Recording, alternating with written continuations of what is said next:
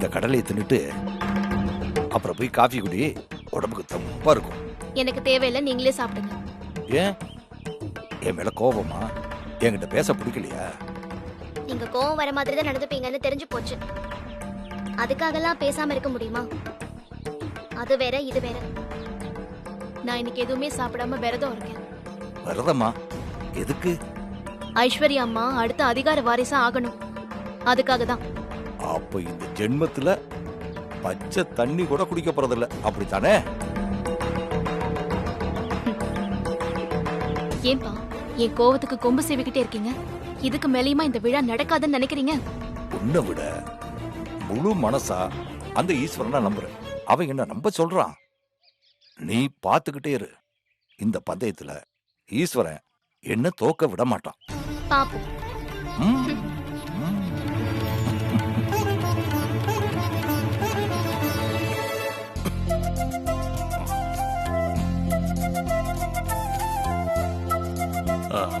அம்மா, நல்ல நேரம் முடியறதுக்குள்ள போய் ஐஸ்வர்யாவை துணி மாத்திட்டு வர சொல்லுங்க. சரிங்க குருஜி. வனஜா அக்கா, ஐஸ்வர்யா கட்டணும்னு புதுசா துணிமணி எல்லாம் வாங்கி வச்சிருக்கோம்ல, அதை எடுத்துட்டு வா. எடுத்துட்டு வரேன்க்கா.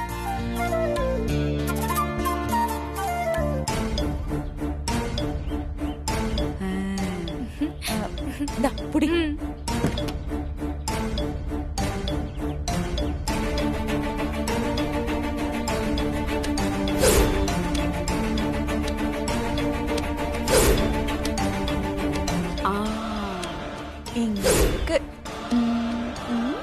ரெடி. அப்பா, பல பல பல பலன்னு மின்னுற இந்த பாஸ்பரஸ் புடவைய ஐஸ்வர்யா கட்ட போறா. நல்ல தொக தொக தொக தொகன்னு எரிய போறா.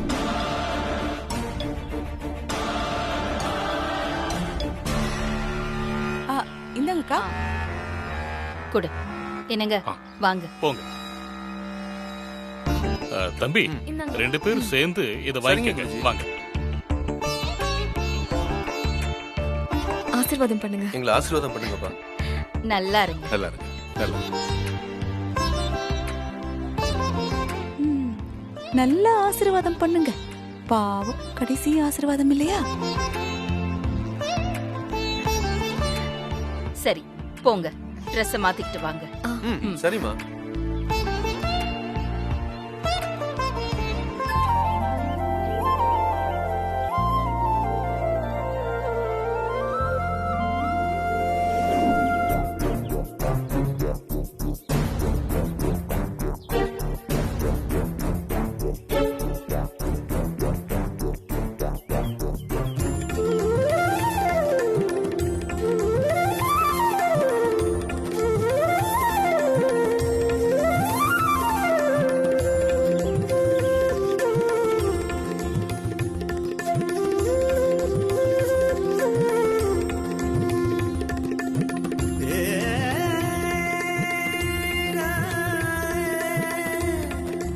இந்தாங்கம்மா, மாலையை போட்டுக்க சொல்லுங்க. இந்த ஐஸ்வர்யா. அருண்,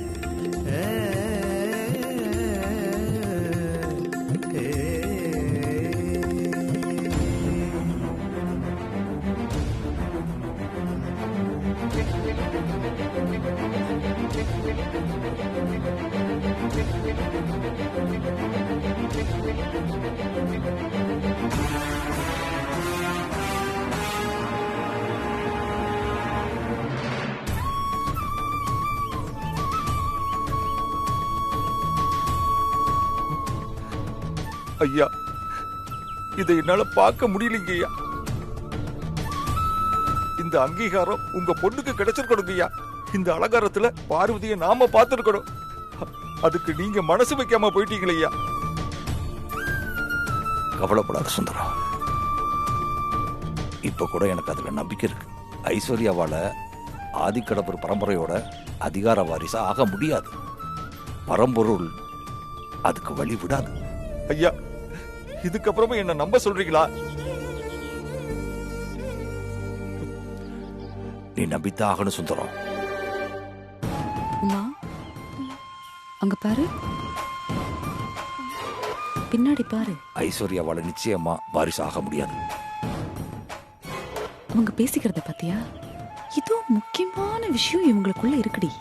ஒருவேளை நான் சந்தேகப்பட்ட மாதிரி அது அந்த பார்வதி விஷயமா இருக்குமோ? இருக்கட்டும், என்னவா இருந்தா என்ன, பூஜை முடியட்டும். வீட்டுக்கு போனதை கண்டுபிடிக்கிறேன். சரிங்க அத்தை. தைரியமா.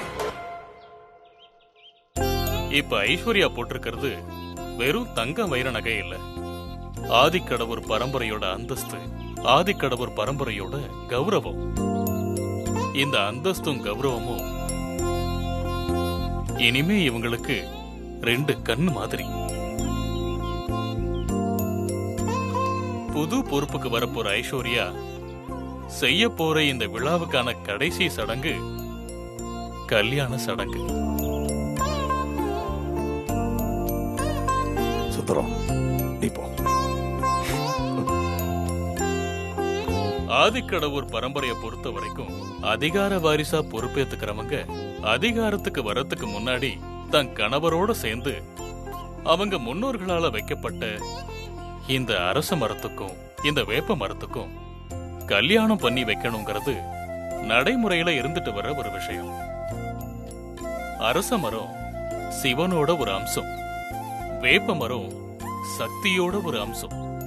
அரசு வேம்புக்கு கல்யாணம் பண்ணி வச்சா அந்த விருட்சங்கள் 1000-2000 வருஷங்கள் தாண்டியும் அழியாம தளச்சி நின்னு வளர்ற மாதிரி ஆதிக்கடவுர் பரம்பரையும் காலாகாலத்துக்கும் அழியாம தளச்சு வளருங்கிறது ஆதிக்கடவுர் பரம்பரையோட வழி நம்பிக்கை. இன்னைக்கு அந்த நம்பிக்கைய அகிலாண்டேஸ்வரி அம்மா ஐஸ்வர்யா கிட்ட ஒப்படைக்க போறாங்க. தம்பி, சொல்லுங்க குருஜி. ஐஸ்வர்யாவும் நீங்களும் அம்மா கிட்ட வந்து சத்திய பிரமாணம் எடுத்துக்கோ. சரிங்க குருஜி.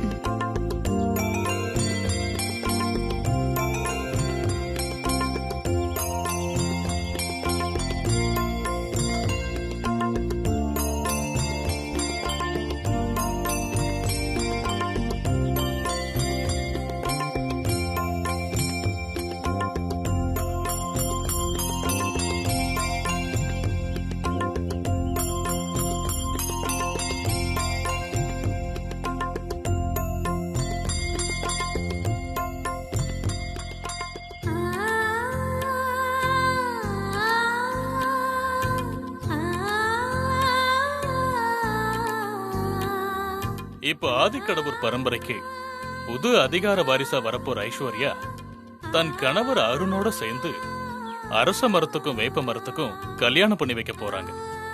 முறைப்படி கல்யாண சடங்கு செஞ்சு முடிச்சு வேப்ப மரத்துக்கு தாலி கட்டும் போது எல்லாரும் அட்சதை போட்டு வாழ்த்தணும். பூசாரி புடவை வேட்டிய அம்மா கிட்ட எடு. சரிங்க ஐயா. இந்தாங்கம்மா.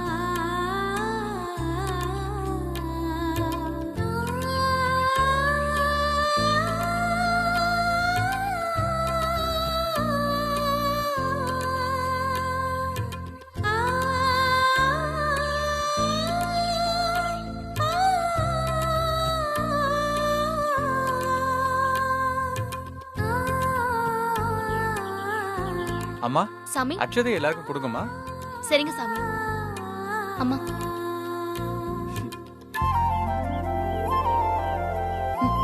ஓம் சிவாய நமஹ.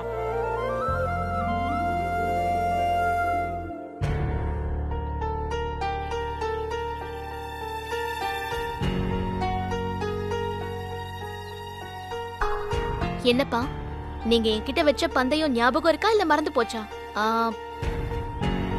பந்தயத்தோட விதிமுறை என்னன்னு ஞாபகப்படுத்தணுமா? கூச்சப்படாம சொல்லுங்க, நான் ஞாபகப்படுத்துறேன். எங்க போச்சு அந்த பழைய பேச்செல்லாம் காணும்?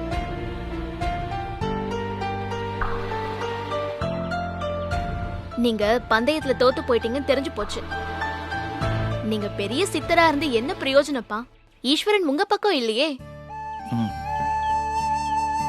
நான் தான் ஈஸ்வரனோட செல்ல பொண்ணா இருக்கேன். ஈஸ்வரன் என்ன கைவிட மாட்டாரு. இந்தாங்க அட்சதைய புடிங்க. சின்னையா வேப்ப மரத்துக்கு தாலி கட்டினதும் அட்சதை போட்டு வாழ்த்துங்க. எனக்கு வேணாம். ஓகே, பரவாயில்ல. நீங்க ஒரு ஆள் அட்சதை போடலனா சின்னையாவும் ஐஸ்வர்யாமாவும் ஒண்ணு குறைஞ்சு போயிட மாட்டாங்க. இல்ல, யாருமே அச்சதை போட்டு அவங்கள வாழ்த்த மாட்டாங்க. ஏன்? நீ ஈஸ்வரனோட செல்ல பொண்ணா இருந்தும் இன்னும் அவரை புரிஞ்சுக்காம இருக்கேம்மா.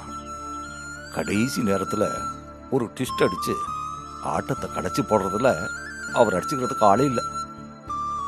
நீ வேணா பொறுத்து இருந்து பாரு யாரு ஜெயிக்கிறாங்கன்னு. பாக்குறேன்.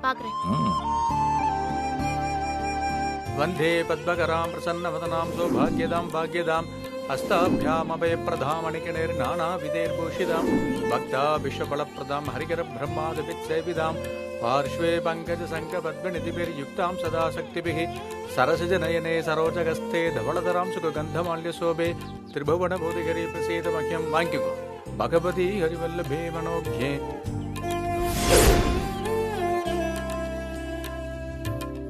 ॐ सर्वमङ्गलमाङ्गल्ये शिवे सर्वार्थसाधके शरण्ये त्र्यम्बके गौरी नारायणि नमोऽस्तुते। ॐ गाध्यायनाय विद्महे कन्याकुमारी च धीमहि। எந்த ஒரு தடையும் தாமதமும் இல்லாம மிகச் சிறப்பா கல்யாண சடங்கு நடந்து முடிஞ்சிடுச்சு. இப்போ அகிலாண்டேஸ்வரி அம்மா ஐஸ்வர்யா கையில பரம்பரை வாழை எடுத்து கொடுத்து தன்னோட அதிகார வாரிசா அங்கீகரிச்சு ஏத்துக்க போறாங்க.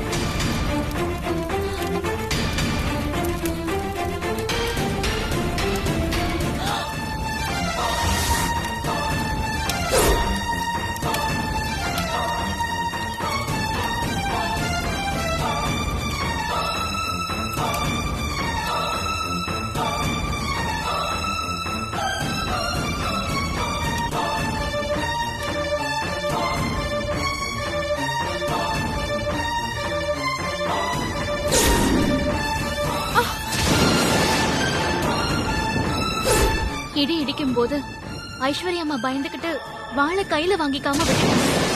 அதனாலதான் கீழே விழ இருந்த வாளை நான் விழாம தாங்கி புடிச்சுக்கிட்டேன்.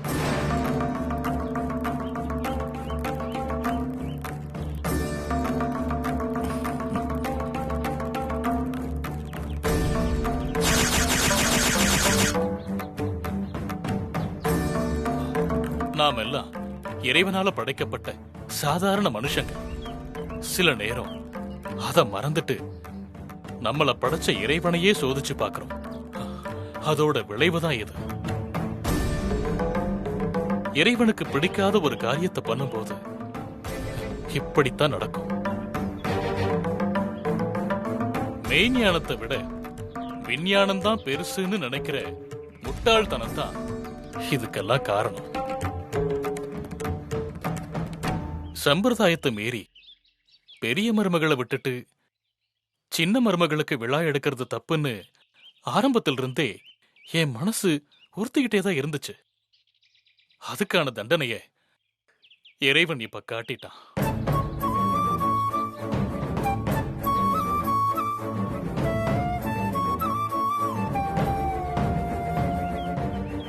நினைச்சு பாருங்கம்மா, மழையோ புயலோ இல்லாம மொட்டை வெயில் அடிக்கும் போது எந்த மரத்திலேயாவது இடி விழுந்திருக்குன்னு நாம கேள்விப்பட்டிருக்கோமா? ஆனா இப்ப விழுந்திருக்கு. இதுக்கு மேலையும் இந்த சடங்கை நீங்க நடத்தணும்னு நினைச்சீங்கன்னா அது இறைவனுக்கும் உங்க முன்னோர்களுக்கும் நீங்க செய்யற துரோகமாதான் இருக்கும்.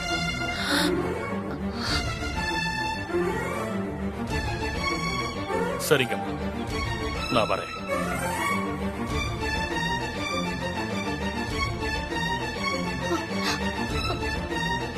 அகிலா, இது நல்ல அறிகுறியா தெரியல. ஃபங்க்ஷனை கேன்சல் பண்ணிடலாமா?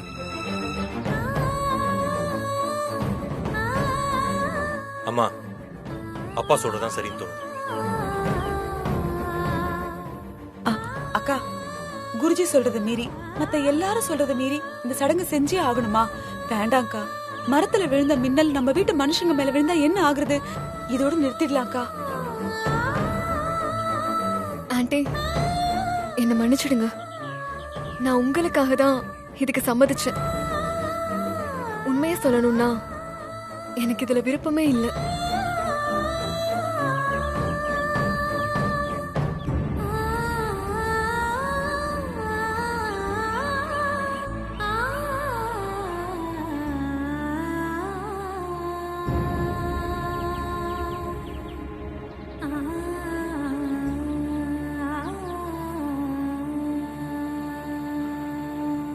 பந்தயத்துல நான் தான் ஜெயிச்சேன். உண்மையை அகிலா கிட்ட சொல்ல போறேன்.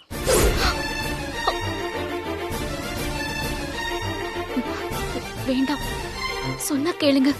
ஏற்கனவே அம்மா ரொம்ப வேதனையில இருக்காங்க. என்னது வேதனைப்படுறாங்களா? அந்த வேதனைக்கு நான் மருந்து போட போறேன். சொன்னா கேளுங்க, சொல்லாதீங்க. ஐய, இப்ப பாரு வேடிக்கை.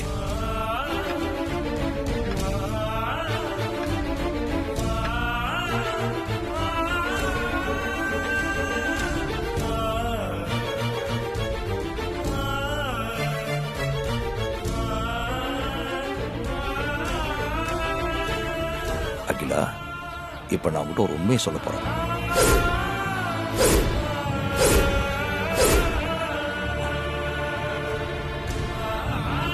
எதுவும் நம்ம கையில இல்ல அகிலாண்டேஸ்வரி.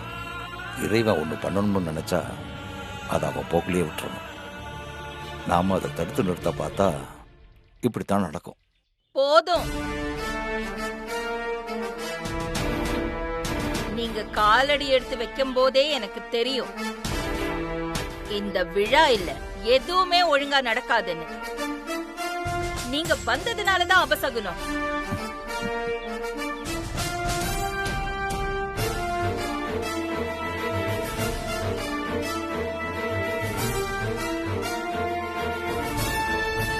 வந்த வேலை முடிஞ்சுதா? கிளம்புங்களேன். இங்க நிக்காதீங்க.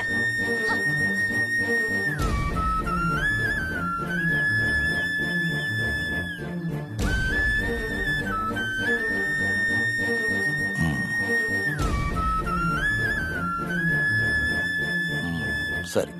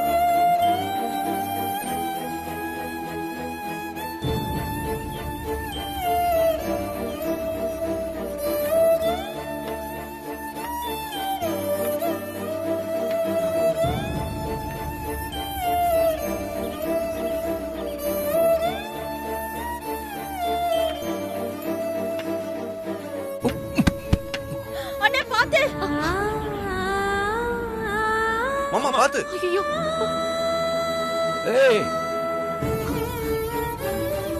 எனக்கு ஒண்ணும் இல்லை. நீங்க போங்க, நீங்க போங்க.